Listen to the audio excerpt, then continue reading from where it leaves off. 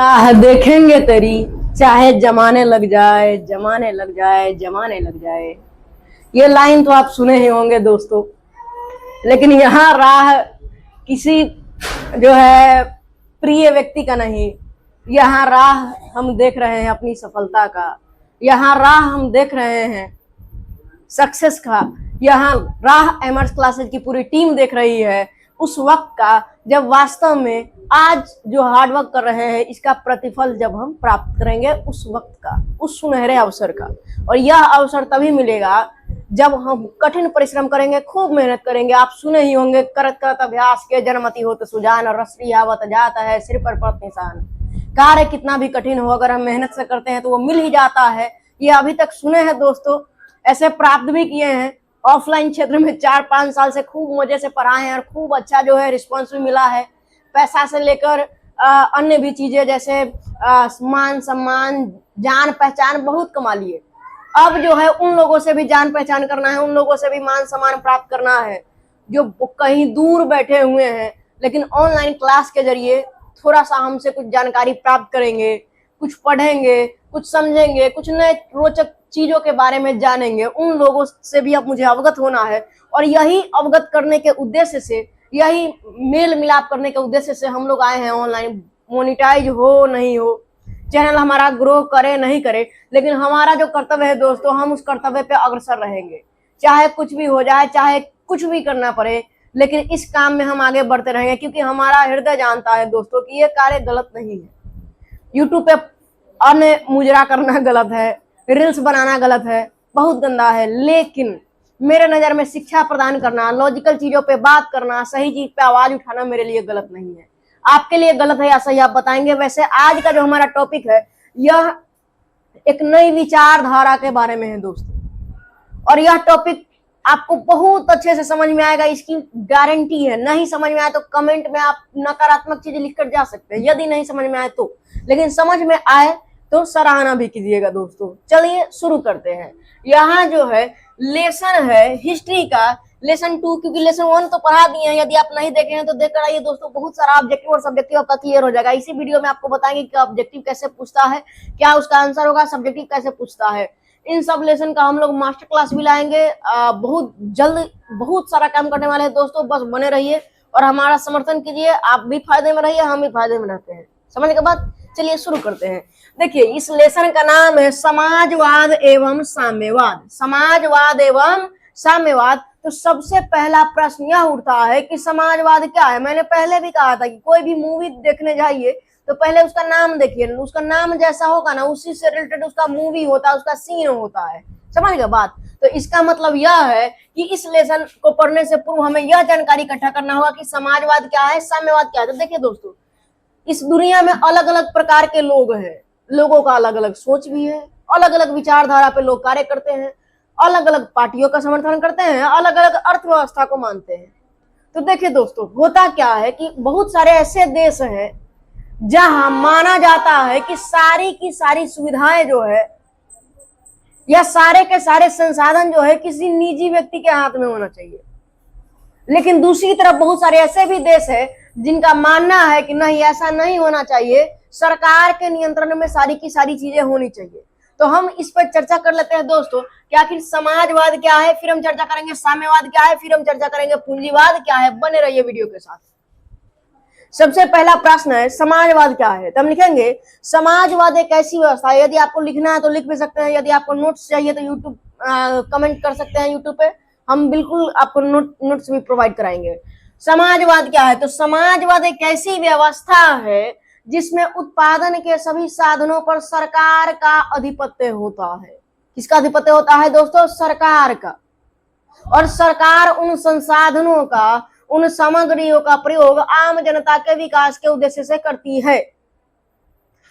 Paragraph change करके हम लिखेंगे कि समाजवाद को सबसे अधिक बढ़ावा देने वाला देश रूस है। कौन है मित्रों? रूस है। कौन है? रूस। रूस के राष्ट्रपति का नाम जानते हो? नहीं जानता होगा, तुम लोग नहीं जानता होगा, गूगल करके नहीं बताना। लेकिन अगर रियल में जानता है तो कमेंट बॉक्स में लिखो कि रूस के राष्ट्रपति का नाम क्या है। फोटो है तो फोटो भी कमेंट कर सकता है, ठीक है। तो रूस में जो है समाजवादी व्यवस्था अपनाई गई।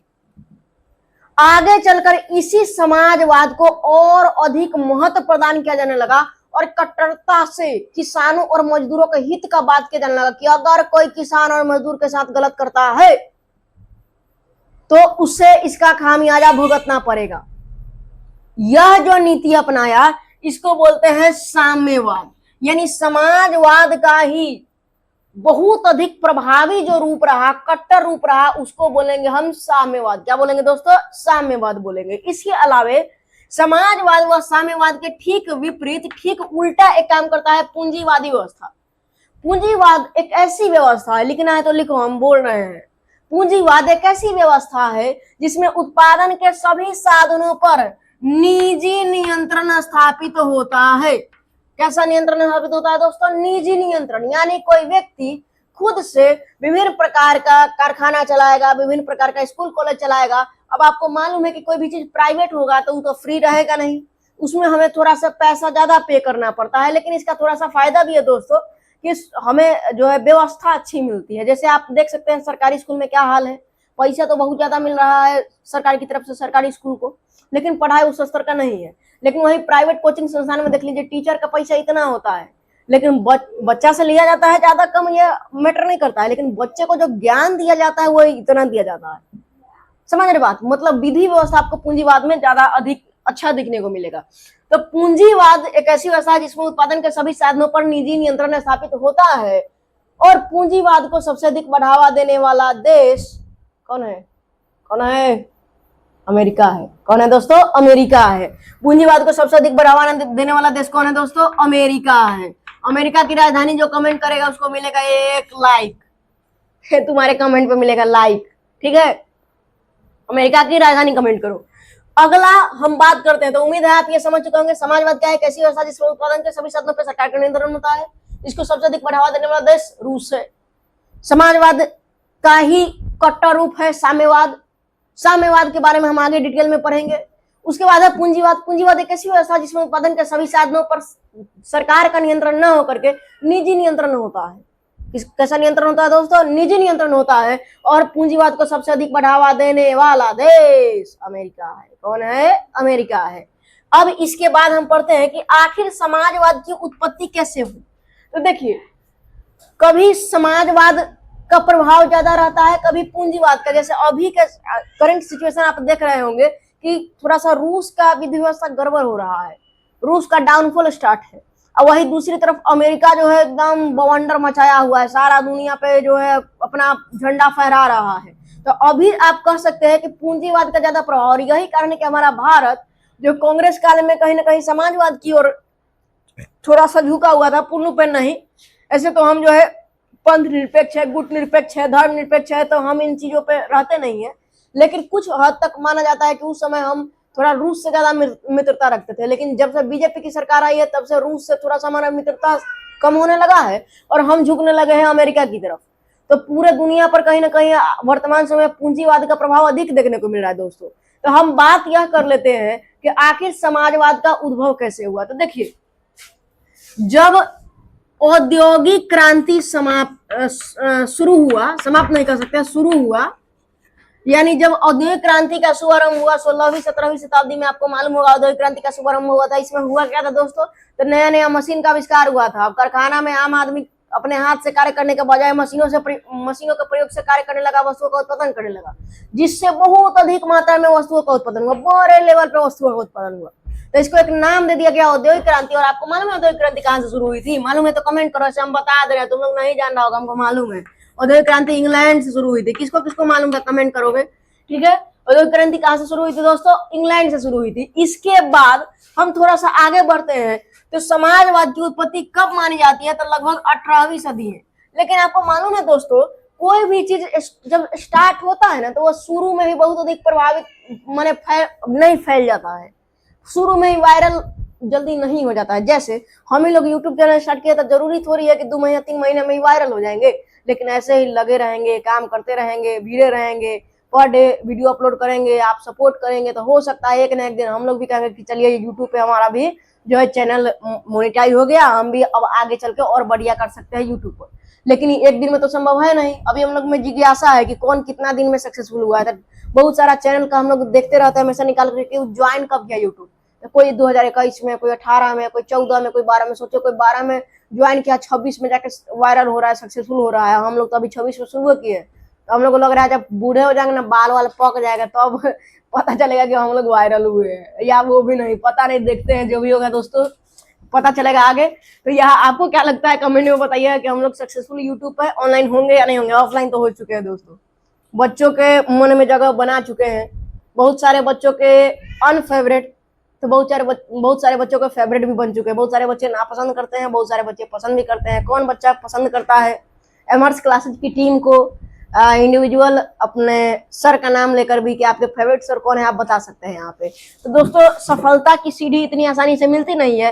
वैसे ये जो समाजवाद है ना, इतना आसानी से आगे नहीं बढ़ा था। शुरू में समाजवादी लोग सब ज्यादा काम किया ही नहीं, दिमाग नहीं लगाया, सब स्वप्नदर्शी सब था। इसके बारे में आगे चर्चा करेंगे। इससे पहले एक छोटा सा टॉपिक है कि जो समाज है कितने भागों में बटा हुआ है, तो 2 भागों में, एक है पूंजीवाद और एक है श्रमिक वर्ग, सॉरी पूंजीपति वर्ग और एक है श्रमिक वर्ग।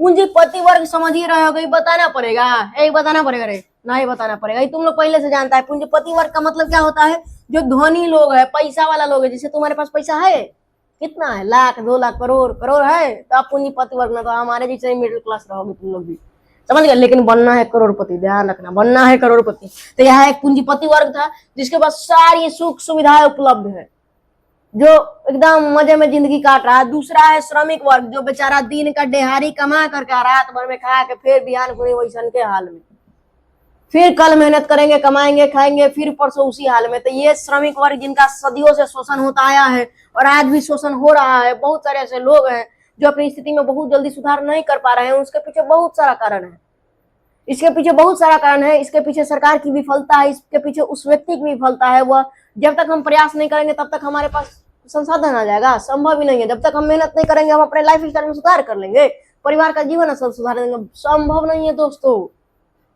जब तक मेहनत नहीं कीजिएगा तब तक कुछ भी संभव नहीं है, कुछ भी नहीं। लेकिन हाँ, अगर आप कदम बढ़ाएं, यदि आप मेहनत किए तो आप गरीबी से बाहर निकल सकते हैं। नहीं तो वही आप पे और हम पे लागू होगा कि गरीब अपनी आदत से गरीब होता है, क्या कि हम लोग को मेहनत करने का मन नहीं करता है, इसीलिए हम लोग मिडिल क्लास है। कोई जो है करोड़पति बना हुआ है, तब करोड़पति बनना है तो मेहनत करो, किसी भी फील्ड में करो, लेकिन करो। तो यहाँ पे हम देख रहे हैं कि समाज कितने भागों में बटा था, 2 भागों में, पूंजीपति वर्ग और श्रमिक वर्ग। दूसरा है यहाँ पे समाजवाद। समाजवाद जो है दोस्तों, अभी हम लोग चर्चा कर रहे थे कि 18वीं शताब्दी में समाजवाद का उद्भव हुआ, और समाजवाद स्टार्टिंग में ही बहुत ज्यादा फैल नहीं गया। स्टार्टिंग में क्या हुआ दोस्तों कि जो भी समाजवादी थे ना, वो स्वप्नदर्शी माने जाते थे। स्वप्नदर्शी मतलब सपना देखने वाला लोग सब, जिनको लगता था कि हाँ समाज जैसा हम लोग भी वीडियो नहीं बनाए, अपलोड नहीं करे, काम नहीं करे, अच्छे से नहीं पढ़ा, सपना देखेंगे एमर्स क्लासेस का 10 मिलियन हो जाएगा। संभव है नहीं है संभव। खाली सपना देखने से नहीं होगा, धरातल पे उतर के काम भी करना पड़ेगा। बाहर बारिश होता रहेगा, अंदर आपको वीडियो शूट करना पड़ेगा, कोई लोग नहीं रहेगा, अपने से ऑन ऑफ करना पड़ेगा। 14 घंटा पढ़ा के आए, 15वां घंटा आपको ऑनलाइन काम करना पड़ेगा। नहीं कीजिएगा नहीं हो पाएगा। दिमाग में है, कहने का मतलब मेहनत तो करना पड़ेगा दोस्तों। तो यहाँ वैसा ही ये जो यूटोपियन समाजवादी थे ना, यानी कि वो हीरो है, हीरो का नाम है ये कार्ल मार्क्स। देखे हो कार्ल मार्क्स का फोटो, जाके सर्च करके कमेंट में डालो तो हम भी देखते हैं कैसे है कार्ल मार्क्स, है ना, तो किताबों में दिया हुआ है। तो ये जो हीरो है कार्ल मार्क्स, इनके जन्म से पहले जो समाजवादी हुए ना, उन्हें कहा गया यूटोपियन समाजवादी। क्या कहा गया दोस्तों? यूटोपियन समाजवादी। जो स्वप्नदर्शी थे, सपने देखते रह गए, सपने देखते रह गए कि आगे बढ़ेगा बढ़ेगा बढ़ेगा, लेकिन वो नहीं पाया। इसमें कौन कौन लोग थे? हाँ, ये लोग कुछ अच्छा लाइन दिए थे जो बहुत बढ़िया भी आगे वायरल भी हुआ, मतलब उस समय के हिसाब से। जिसमें एक व्यक्ति थे सेंट साइमन, दूसरे थे चार्ल्स फोरियन, तीसरे थे लुई ब्ला और चौथे थे रॉबर्ट वन। अब इन लोगों ने अलग अलग प्रकार की बातें कही जो आपको याद करना चाहिए। यदि संभव हो तो लिख लीजिए, कहीं पे हम बोल रहे हैं। सेंट साइमन ने कहा था कि प्रत्येक को उसकी क्षमता के अनुसार और प्रत्येक को उसके कार्य के अनुसार। बोलो किसने कहा था प्रत्येक को उसकी क्षमता के अनुसार, प्रत्येक को उसके कार्य के अनुसार? तो सेंट साइमन ने कहा था। किसने कहा था दोस्तों? सेंट साइमन ने। सेंट साइमन, सेंट कैसे मारेगा? क्षमता के अनुसार न मारेगा, समझ रहे बात? तो प्रत्येक को उसकी क्षमता के अनुसार और प्रत्येक को उसके कार्य के अनुसार। दूसरे हैं चार्ल्स फोरियन। चार्ल्स फोरियन जो थे ना, ये ब्रिटिश उद्योगपति थे। क्या थे? ब्रिटिश उद्योगपति थे। क्या थे? ब्रिटिश उद्योगपति थे। इसके अलावे इधर है लुई ब्ला। लुई ब्ला जो है राजनीति में भाग लेने वाले प्रथम व्यक्ति बनते हैं। आपको याद भी होगा राजनीति में भाग लेने वाले प्रथम यूरोपियन समाजवादी कौन है दोस्तों? तो लुई ब्ला है। इसके अलावे आप लोग देख रहे होंगे, थोड़ा सा हम कंफर्म भी कर लेते हैं, कहीं गलत पढ़ा दिए तो दिक्कत हो जाएगा। प्रत्येक कोष की क्षमता के अनुसार, प्रत्येक कोष के कार्य के अनुसार किसने कहा था? सेंट साइमन ने कहा था। उसके बाद चार्ल्स फूरियन क्या थे? तो ये उद्योगपति थे। ठीक है, चार्ल्स फूरियन क्या थे दोस्तों? उद्योगपति थे। नहीं नहीं नहीं, एक इसीलिए हम देखे हैं उद्योगपति जो थे, ये थोड़ा सा मिसप्रिंट हुआ, मिस हो गया है। उद्योगपति जो थे ये रॉबर्ट ओवन थे। हम कह रहे हैं कुछ ना कुछ लग रहा है कैसा है कि गड़बड़ है, इसीलिए देखे भी हैं। चलिए अभी थोड़ा सा सही कर देते हैं। जो रॉबर्ट ओवन थे ये ब्रिटिश उद्योगपति थे दोस्तों। रॉबर्ट ओवन क्या थे दोस्तों? ब्रिटिश उद्योगपति थे। इसके अलावे आपको बता दे रहे हैं, इन्होंने ही कहा था, इनके पास फैक्ट्री वैक्ट्री था, तो इन्होंने ही कहा था कि संतुष्ट श्रमिक ही वास्तविक श्रमिक है। किसने कहा था? रॉबर्ट ओवन ने कहा था कि संतुष्ट श्रमिक ही वास्तविक श्रमिक है। मतलब आप अगर श्रमिक को खुश रखते हैं, पैसा देते हैं, टाइम पे पैसा देते हैं, उसके क्षमता के अनुसार उसको पैसा दे रहे हैं, वेतन दे रहे हैं, तो वह और अच्छे से काम करेगा और आपका काम बहुत बढ़िया कर देगा। तो ये किसने कहा था? तो रॉबर्ट ओवन ने कहा था संतुष्ट श्रमिक ही वास्तविक श्रमिक है। और ये क्या थे? तो ब्रिटिश उद्योगपति थे। इसके अलावा जो है राजनीति में भाग लेने वाले प्रथम यूरोपियन समाजवादी कौन थे? तो लुई ब्ला थे दोस्तों। चार्ल्स फूरियन का नाम आपको बता ही दिए हैं। प्रत्येक कोष की क्षमता के अनुसार, प्रत्येक कोष के कार्य के अनुसार किसने कहा था? तो सेंट साइमन ने कहा था। तो उम्मीद है कि आपको ये चारों याद हो जाएगा, कंफ्यूज नहीं होना है। रॉबर्ट ओवन, मान लो रोबोट है, तो रोबोट को जितना चार्ज करोगे उतना ना काम करेगा, वैसे ही जितना पैसा दोगे श्रमिक को वो उतना काम करेगा। तो संतुष्ट श्रमिक की वास्तविक श्रमिक है, किसने कहा था? रॉबर्ट ओवन ने कहा था। ये कौन थे? तो ब्रिटिश उद्योगपति थे। राजनीति में भाग लेने वाले प्रथम यूरोपियन समाजवादी कौन बनते हैं? तो लुई ब्ला बनते हैं। प्रत्येक उसकी क्षमता के अनुसार और प्रत्येक उसके कार्य के अनुसार किसने कहा था? तो सेंट साइमन ने कहा था। समझ में आ रहा है दोस्तों? इसके अलावा अब हीरो का एंट्री होता है। जैसे हमने कहा कि इस हीरो के जन्म से पूर्व जो समाजवादी हुए उन्हें यूरोपियन समाजवादी कहा गया और ये स्वप्नदर्शी हुआ करते थे। लेकिन जब इस हीरो का एंट्री हो गया तो इन्होंने अपने बुद्धि, विवेक, किताब, सिद्धांत, पत्र, पत्रिका आदि के माध्यम से समाजवाद को खूब फैलाया। और जिसके फलस्वरूप हुआ क्या दोस्तों? क्या हुआ? जिसके फलस्वरूप हुआ क्या दोस्तों कि ये जो है ना समाजवादी पूरा दुनिया में फैल गया। एक समय में समाजवाद का कथी कहते हैं, मतलब रोला जम गया था समाजवाद को, खूब फैला। तो अभी हम जानने जा रहे हैं दोस्तों इस हीरो के बारे में जिनका नाम है कार्ल मार्क्स। आप लोग सर्च करके गूगल से सर्च करके देख सकते हैं, इसमें भी देख रहे हैं, फोटो होगा तो दिखाएंगे। यही है हीरो पुष्पराज, हम नहीं, ये कौन है बताओ? कौन है? कार्ल मार्क्स है। कौन है दोस्तों? कार्ल मार्क्स है। चलिए आते हैं। तो कार्ल मार्क्स का पहले परिचय पूछता है दोस्तों, कहता है कार्ल मार्क्स का परिचय और सिद्धांत लिखे। तो ये जो है ना 4 नंबर में पूछेगा दीर्घतय में, कई बार पूछा गया है। मालूम है आपको? एक बात बताते हैं, परेशान नहीं होइएगा, एक क्या कहते हैं 10 सेकंड में खत्म करेंगे। हम जो बच्चा सबको पढ़ाते हैं ना ऑफलाइन में 10th वालों को, तो एक बार क्या हुआ था 2 साल पहले के बैच में ही शायद, हाँ 2 साल पहले के बैच में बच्चा सबसे हम लोग का क्या होता है कि जिसको पढ़ा दिया, जो एग्जाम देने गया है उससे मिलने उसके सेंटर पे भी जाते हैं। जिस कोचिंग से हम लोग जुड़े हुए बहुत बड़ा संस्थान है, तो वहां से हम लोग को भेजा जाता है कि जाइए बच्चा को पढ़ाए है, साल भर पढ़ाए है, तो थोड़ा मिल के आइए, बच्चा का क्या मनोभाव है, बच्चा पहला बार बोर्ड एग्जाम देने गया है, डर रहा होगा। तो गए थे ना मिलने, तो वहां जो है एक बच्ची पूछ रही है, सर सब तो ठीक है लेकिन हम कार्ल मार्क्स का सिद्धांत में भूल गए हैं, वह याद नहीं किए थे। तो करे क्या? सर जी याद किए थे लेकिन यहाँ आके डर लग रहा है, थरथरा रहे हैं।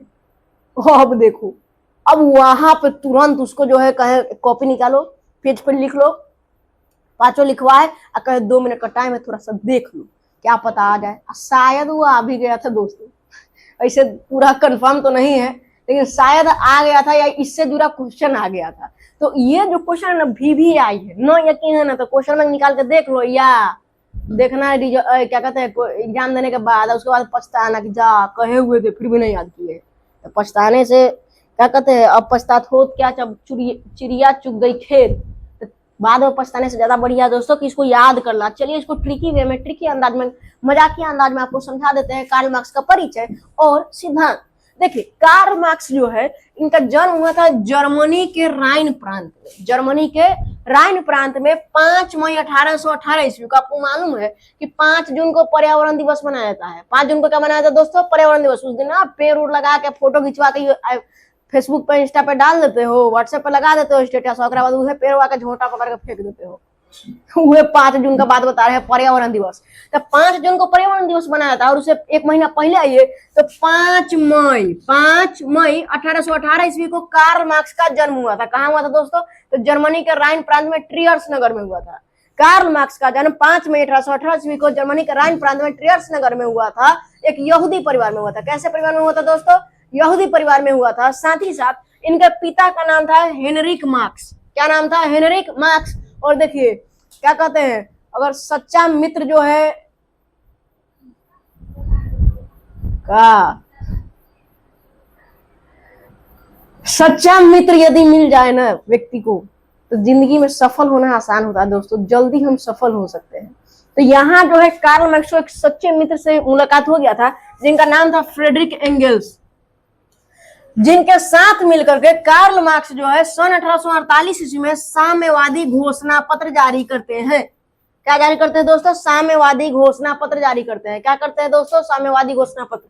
किसके साथ मिलकर? फ्रेडरिक एंगल्स के साथ मिलकर के। कार्ल मार्क्स कौन है? तो हम लिखेंगे कार्ल मार्क्स का जन्म 5 मई सन 1828 ईस्वी को जर्मनी के राइन प्रांत के ट्रियर्स नगर में एक यहूदी परिवार में हुआ था। उनके पिता का नाम हेनरिक मार्क्स था। उनके मित्र फ्रेडरिक एंगल्स थे, जिनके साथ मिलकर के सन 1848 ईस्वी में उन्होंने साम्यवादी घोषणा पत्र जारी किया था। साथ ही साथ उनका जो विवाह है उनकी ही बचपन की मित्र, यानी कह सकते हो गर्लफ्रेंड, कार्ल मार्क्स की गर्लफ्रेंड है। देखो उस समय भी इनका गर्लफ्रेंड था, इस एज में भी बहुत लोग का नहीं है। तो कार्ल मार्क्स का विवाह जो है इनकी बचपन की मित्र जो है जेनी से हो जाता है दोस्तों। किससे हो जाता है? जेनी से हो जाता है। ठीक है। इसके अलावे कार्ल मार्क्स ने आगे चल करके सन 1867 ईस्वी में एक बहुत ही बढ़िया मजेदार वायरल बुक प्रस्तुत किया था, जिसका नाम है दास कैपिटल, जिसको समाजवादियों का बाइबल कहा जाता है। यह मोस्ट भी आई है। नहीं यकीन है तो फिर जाओ, और नहीं तो बोल रहे हैं मान लो। क्या बोल रहे हैं कि ये तुमको याद करना पड़ेगा कि दास कैपिटल किसने लिखा था? तो कार्ल मार्क्स ने लिखा था। कब इसको क्या कहते हैं प्रस्तावित कब किया था? तो सन 1867 ईस्वी में। कब? सन 1867 ईस्वी में इसको पब्लिश किया था, प्रकाशित किया था। किसने किया था? कार्ल मार्क्स ने किया था। कार्ल मार्क्स के पिता का नाम हेनरिक मार्क्स था, मित्र का नाम फ्रेडरिक एंगल्स था, पत्नी का नाम जेनी था। जन्म कब हुआ? 5 मई 1818 ईस्वी को। कहाँ हुआ? जर्मनी के राइन प्रांत के ट्रियर्स नगर में हुआ। कैसे परिवार में हुआ? यहूदी परिवार में। और एक बात पूछा जाता है दोस्तों, ऑब्जेक्टिव में पूछेगा आपसे कि कार्ल मार्क्स किसके विचारों के समर्थक थे? तो कार्ल मार्क्स जो है ना, ये हीगल के विचारों के समर्थक थे। हीगल दार्शनिक थे, फिलोसोफर थे। फिलोसोफर का काम क्या होता है? फिलोसफी देना। फिलोसफी कहने का मतलब है समाज को सुधारने के लिए या समाज से जुड़ी बहुत अच्छी बात बताने वाले जो लोग होते हैं उन्हें फिलोसोफर कहा था। आज के जमाने में ऐसा का लोगों का जगह नहीं है समाज में, क्योंकि लोग उन्हीं से उनका औकात पूछ लेता है, इसलिए डरे को बोलना ही नहीं चाहता है। आज भी कुछ गिने चुने लोग हैं जो फिलोसोफर बनते हैं, नहीं तो आम जनता, हम आप जैसे लोग अगर प्रयास करेंगे ना तो हमारे आपसे जुड़े ही कुछ अच्छे खासे लोग हम ही आपसे पूछने लग देंगे, हाँ तुम आ गया हमको ज्ञान देने, जाओ भागो वहां से। तो इसीलिए कहते छोड़ जाओ, रहने दो उससे अच्छा। यहाँ पर जो है इसके बाद आपको याद है, क्या याद है? समाजवादियों का बाइबल किसे कहते हैं? दास कैपिटल को। किसने लिखा था दास कैपिटल? कार्ल मार्क्स ने लिखा था। प्रकाशित कब हुआ था? सन 1867 ईस्वी में। सन 1867 में, याद रखना। ठीक है। इसके अलावा दोस्तों कार्ल मार्क्स का सिद्धांत बहुत ही महत्वपूर्ण है। यहाँ शॉर्ट में लिखे हैं, आपके नोटबुक में जो है ना वो पूरा डिटेल में है। इसको ना लिख करके शुद्धि अशुद्धि के सहित आप याद कर लीजिएगा, क्योंकि ये बहुत भी आई है। ऐसे कार्ल मार्क्स के सिद्धांत में सबसे पहला द्वंद्वात्मक भौतिकवाद का सिद्धांत, दूसरा है वर्ग संघर्ष का सिद्धांत, तीसरा है इतिहास की भौतिकवादी व्याख्या, चौथा है मूल्य एवं अतिरिक्त मूल्य का सिद्धांत, और पांचवा है समाजहीन एवं वर्गहीन एवं राजहीन समाज की स्थापना। वर्गहीन एवं राजहीन समाज की स्थापना। सबसे पहला क्या है दोस्तों? द्वंद्वात्मक भौतिकवाद का सिद्धांत, दूसरा है वर्ग संघर्ष का सिद्धांत, तीसरा क्या है? इतिहास के भौतिकवादी व्याख्या, चौथा है मूल्य एवं अतिरिक्त मूल्य का सिद्धांत, और पांचवा है राजहीन एवं वर्गहीन समाज की स्थापना। याद रहेगा? नहीं रहेगा? रखना है, नहीं रखोगे मारेंगे फिर, रखना है इसको याद। इसके अलावा दोस्तों एक छोटा सा टॉपिक आज क्लियर करते हैं, इसके बाद देखते हैं या थोड़ा सा समय होगा तो और आगे पढ़ाएंगे, नहीं तो पार्ट 2 इसका कल लाएंगे। उम्मीद है आप समझेंगे। देखो ये खाली हमको सपोर्ट करने के लिए वीडियो नहीं, देखो मैं बेवकूफ हूं क्या? अपने पढ़ाई के लिए देखो। 10th में नहीं भी हो ना, 10th में हो तो अच्छा बात है, 10th का एग्जाम में आता है। नहीं भी है आप 10th में, यदि आप अंकल हैं तो जानकारी के लिए देख सकते हैं, यदि आप आंटी हैं तो जानकारी के लिए देख सकते हैं। लेकिन यदि आप कोई एग्जाम का तैयारी कर रहा है, जैसे बीपीएससी TRE 4 का एग्जाम देना है आपको, TRE 5 का जो भी आने वाला है, हमको उतना मालूम नहीं है, या कोई दूसरा एग्जाम देना है आपको, रेलवे का, ये वो फलाने का, बहुत सारा चीज, तो उसमें हो सकता है आ जाए, पता नहीं आएगा कि नहीं आएगा, हम पूरा नहीं बता सकते हैं, लेकिन मजेदार है तो आप देख सकते हैं। और थोड़ा सा नॉलेज के लिए देखिएगा, केवल हमें सपोर्ट करने के लिए नहीं, ठीक है। तो यहाँ पर है दोस्तों एक छोटा सा टॉपिक, प्रथम अंतरराष्ट्रीय संघ सन 1864 में हुआ था और द्वितीय अंतरराष्ट्रीय संघ सन 1889 में हुआ था। देखिए, संघ बनाना बहुत ही जरूरी होता है दोस्तों। संगठन से ना बहुत सारी चीजें निकल के सामने आती है, बहुत सारी समस्याओं का हल होता है। जैसे हम ही लोग अभी देखे हैं, कुछ समस्या यूट्यूब पे आ रहा है, तो हम लोग एक साथ बैठे पूरा टीम, बात किए कि कैसे क्या करना है। आपके लिए एक गुड न्यूज भी है, सुनोगे? बताएं, बहुत जल्द स्मार्ट बोर्ड आ रहा है, बहुत जल्द। पैकेट का पैसा खर्चा करके लगा रहे हैं, अब आप लोग का काम है कि वो पैसा वसूलवा देना। ऐसे नहीं, पैसा डायरेक्ट पैसा नहीं चाहिए, आपका समर्थन चाहिए, सपोर्ट चाहिए, दूसरा कुछ नहीं दोस्तों। तो बहुत जल्द स्मार्ट बोर्ड भी आ रहा है, आपको समझ में आएगा, उस पर और मजे से समझ में आएगा, मजेदार लगेगा एकदम। लेकिन जब तक हमारा ये काला कलूटा बोर्ड है इसी को सपोर्ट कीजिए, ठीक है। तो यहाँ आपको याद कर लेना है कि प्रथम अंतरराष्ट्रीय संघ 1864 में हुआ था और द्वितीय अंतरराष्ट्रीय संघ जो है 1889 में हुआ था। कहाँ हुआ था दोस्तों? पेरिस में हुआ था। तो उम्मीद करते हैं कि आपको पार्ट 1 समझ में आया होगा। जो हमारे 8-9 के बच्चे हैं वो भी याद रखें कि आगे आपको ये पढ़ना है, तो ध्यान से पढ़िएगा दोस्तों और सपोर्ट कीजिएगा। भारत माता की जय।